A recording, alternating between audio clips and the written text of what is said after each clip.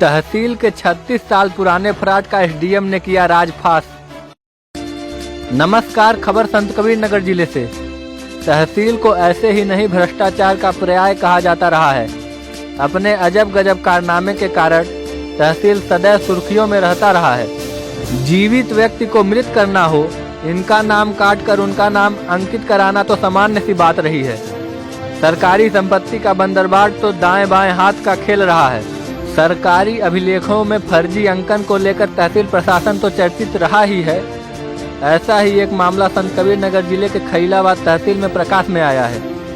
खलीलाबाद शहर के पौराणिक समय माता मंदिर के पोखरे को भी जालसाजों ने नहीं बख्शा। पोखरे को आबादी दर्ज करा करके मकान एवं दुकान का अवैध निर्माण करा लिया। समय माता मंदिर के पोखरे पर उप जिलाधिकारी खलीलाबाद अजय कुमार त्रिपाठी की सतर्क दृष्टि पड़ गई। उन्होंने अभिलेखों की गहनता से पड़ताल कराया तो जालसाजी की परत दर परत खुल गई। समय माता मंदिर के पोखरे का नंबर 1522 है। इसका रकबा 2 हेक्टेयर 283 एयर है। जालसाजों की गिद्ध दृष्टि इस पोखरे पर पड़ गई और जालसाजों ने वर्ष 1986 में तहसीलदार के फर्जी आदेश के बलबूते पोखरे के 437 एयर क्षेत्रफल को आबादी अंकित करा करके मकान और दुकान बना लिया, जबकि आबादी अंकित करने का अधिकार तहसीलदार को है ही नहीं।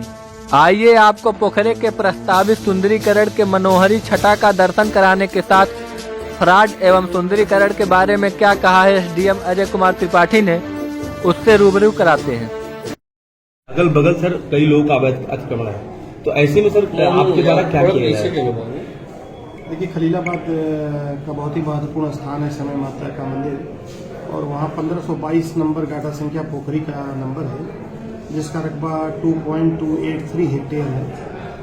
और ये तथ्य मेरे संज्ञान में ला गया कि कतिपय लोगों द्वारा इसमें अतिक्रमण कर लिया गया है। तो अभिलेखों की जांच पड़ताल कराई गई और अभिलेखागार जनपद मुख्यालय से भी उसका प्रतिपरीक्षण कराया गया। तो ये पाया गया कि वर्ष 1986 में एक ऐसे आदेश से तहसीलदार के नाम से कराया गया वो आदेश जिसका खतौनी में अंकना है, जबकि पोखरी की जमीन पर माननीय सर्वोच्च न्यायालय का एक स्पष्ट आदेश है कि किसी को भी स्वत्व का स्वामित्व का अधिकार नहीं है।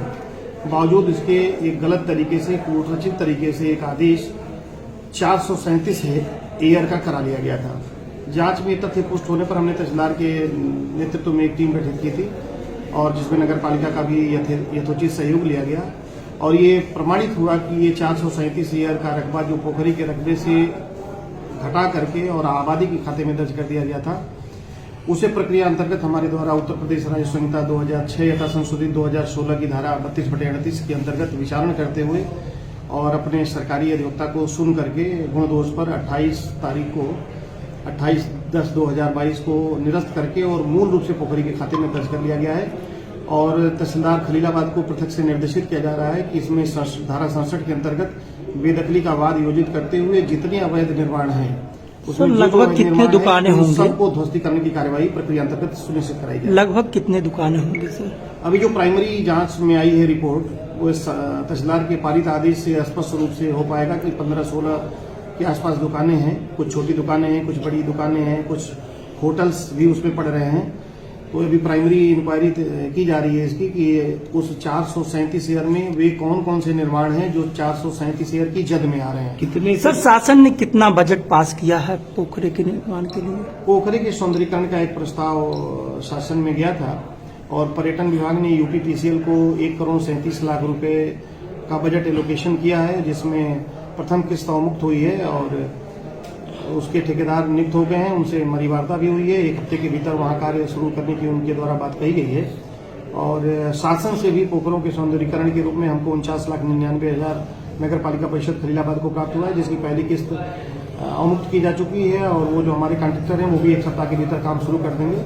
तो मोर ऑरलेस मुझे ऐसा लग रहा है कि 1 हफ्ते के भीतर वहाँ कार्य प्रारंभ हो जाएगा। सदमों को ताक पर रखे कई कार्य कराए गए हैं, तो कितने कार्य हैं और उस पर कितना बजट खर्च किया गया है और इन बजट का क्या होगा, भुगतान किया जाएगा? देखिए, कुछ लोगों ने मुझसे मिल करके अपने शहर के लोगों ने ये शिकायत की कि कतिपय ऐसे कार्य नगर पालिका परिषद द्वारा कराए जा रहे हैं जिसमें न तो प्रॉपर अनुमोदन लिया गया है और न ही उनकी निविदा आमंत्रित की गई और न ही कार्यादेश निर्गत हुआ। तो नगर पालिका परिषद से इस संबंध में मेरे द्वारा पूछताछ की गई है और जो मुझे लिखित रिपोर्ट प्राप्त हुई है उसमें 6 ऐसे काम हैं जिसमें बिना प्रॉपर अनुमति के, बिना कार्यादेश के ये कार्य कराए गए हैं। तो स्पष्ट रूप से निर्देश दिया गया है कि इसमें किसी भी प्रकार का भुगतान न किया जाए। यह कार्य न तो आकस्मिकता की परिधि में आते हैं और न ही इनमें प्रक्रियाओं का पालन किया गया है। कितने अनुमान की लागत सर, कितने अनुमान की लागत? और ये अप्रॉक्सीमेट 50 से 60 लाख के बीच के कार्य बताए जा रहे हैं। तो इनका भुगतान प्रक्रिया के विपरीत कदापि नहीं होने दिया जाएगा। इनमें जांच अलग से और उत्तरदायित्व अलग से तय किया जाएगा कि क्यों इन चीजों को समय रहते जो भी नगर पालिका के जिम्मेदार अवर अभियंता हैं या जो पटल सहायक हैं उनके द्वारा क्यों नहीं रिपोर्ट तत्समय के अधिकारियों को दी गई। देखा गया इसकी जांच हम करा रहे हैं और जांच में यदि कोई तथ्य पाया जाएगा जिसमें वित्तीय अनियमितता का प्रकरण संज्ञान में आता है तो चाहे वो जो भी व्यक्ति हो, वो नियमों से बाहर कोई भी व्यक्ति नहीं है, चाहे वो मैं हूं या कोई भी व्यक्ति हो।